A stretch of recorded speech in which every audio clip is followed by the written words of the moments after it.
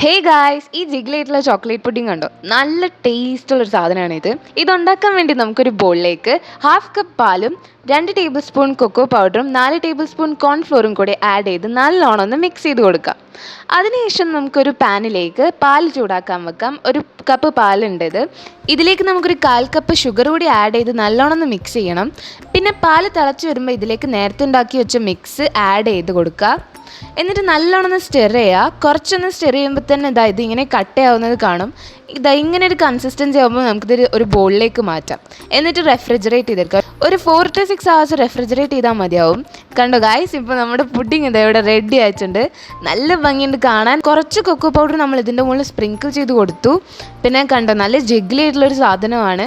നല്ല ക്രീമി ആയിട്ടുള്ള chocolate taste ഒക്കെ ഉള്ളൊരു ഐറ്റമാണിത്. എല്ലാവരും ട്രൈ ചെയ്യണം. വളരെ സിമ്പിൾ ആയിട്ടുള്ള ഡിഷാണ്. അപ്പം എല്ലാവരും ട്രൈ ചെയ്യുക. ബൈ.